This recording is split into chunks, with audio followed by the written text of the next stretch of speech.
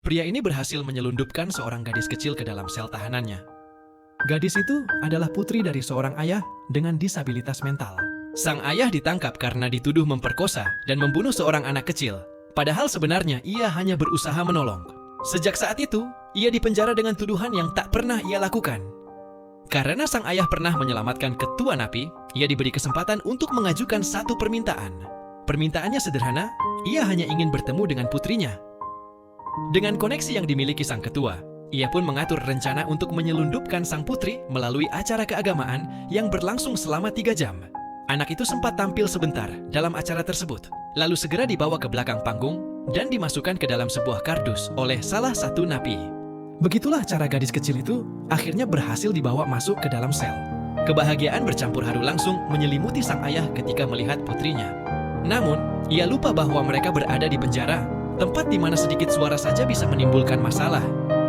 Beberapa napi yang ketakutan sempat berniat melaporkan hal itu kepada penjaga.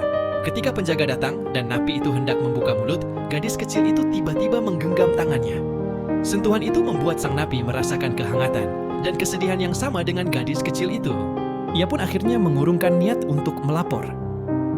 Tak lama kemudian, terdengar kabar bahwa acara keagamaan selesai lebih cepat karena pendetanya mendadak sakit. Mau tak mau, gadis kecil itu harus segera dikembalikan.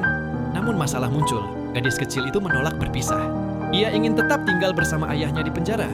Berbagai bujukan pun gagal, hingga akhirnya sang ketua berjanji akan mempertemukan mereka lagi secepatnya. Mobil yang akan mengangkut para napi sudah menyala, dan sang napi yang mengantar gadis kecil itu harus segera bertindak. Tapi sayang, mobil itu keburu berangkat meninggalkan penjara. Alhasil, mereka tak punya pilihan lain selain menerima anggota baru itu di dalam sel. Hari demi hari berlalu, para napi mulai akrab dengan gadis kecil itu. Suasana penjara yang biasanya dingin dan suram berubah menjadi hangat dan penuh tawa. Bahkan para napi yang dikenal keras dan kejam pun menjadi lembut di hadapannya. Setiap kali ada razia, mereka bekerja sama untuk menyembunyikan keberadaan gadis kecil itu. Namun kebahagiaan itu tak berlangsung lama. Ketika foto-foto acara keagamaan dicetak, kepala penjara melihat sesuatu yang aneh. Ada seorang gadis kecil yang tampak menghilang dari foto. Sekarang, kalau kamu sayang ayah, tulis di komentar, "Aku sayang ayah."